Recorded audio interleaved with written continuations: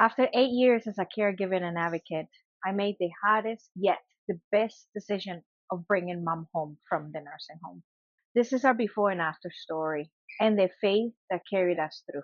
When Alzheimer's enters a family, the question of a nursing home versus home care is unavoidable. I wrestled with this question for years as a daughter and a full-time caregiver, but God changed my mindset from seeing Alzheimer's as a burden to seeing it as a purposeful ministry. In this video, I share a real journey from an isolated nursing home where my mom was heavily medicated, anxious, depressed, and many times misunderstood, to a home that is she feels safe and she feels loved. I need to be honest with you.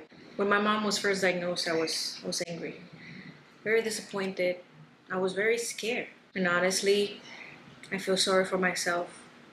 I asked God, why us? Why her? Why me? And God did something I didn't really expect.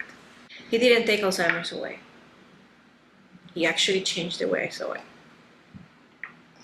I remember the exact moment when I was sitting in the church interpreting for my pastor. I was exhausted, frustrated, overwhelmed. And it just hit me. This is not an interruption to my life. This is my life right now, I thought. And I believe that God actually ordered my steps. Then He ordered this one too. My mom's Alzheimer's journey is not a punishment. It's actually a beautiful ministry. And it was meant for a purpose. So I started seeing myself differently. I wasn't just a caregiver. I was her daughter. I was her advocate, her safe place. I was called to this. And once I accepted that, it became a beautiful ministry, not a burden. Everything else actually started to shift after that. So for that, I am grateful. The second diagnosis that made me really walk on water was, I would say, the most scariest. I won't go into every detail right now, but I will say this. It was the thing that finally made me walk on water.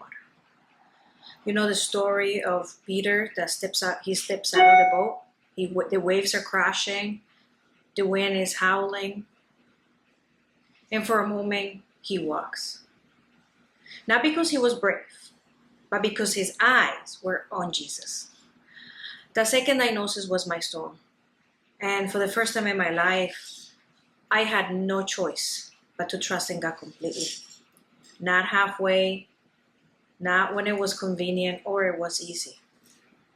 In fact, the hardest way is usually the most rewarding. I started asking God, what do you want me to do with all of this?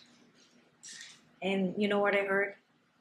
Take care of yourself so you can take care of her. I want you to walk on water. I want you to trust me and keep your eyes on me. When I brought mom home, I had a goal. I had a whole plan too. And I did a lot of preparation for it. The main thing for me was to clean her diet and my diet.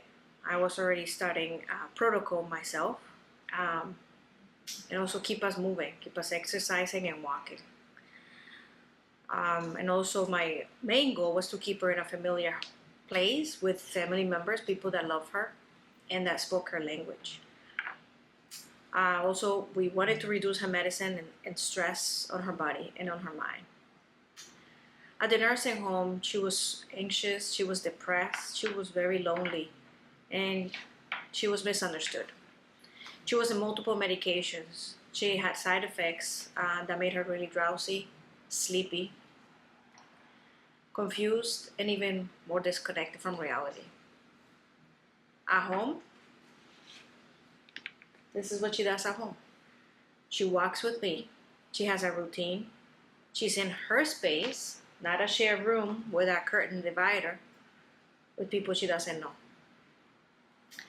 And slowly, with her doctor's guidance, we have been able to reduce some of her medications, fewer pills, fewer side effects, more of her showing through. I am not anti-medicine. Sometimes it's absolutely necessary. In my familiar environment, surrounded by love, I believe she's thriving in ways that I never thought possible. I need to tell you why I actually brought her home. It is not because I'm a saint, I'm perfect, or I have it all figured out. No, I'm far from that. Um, it's not because it's easy. It's not. It's really hard.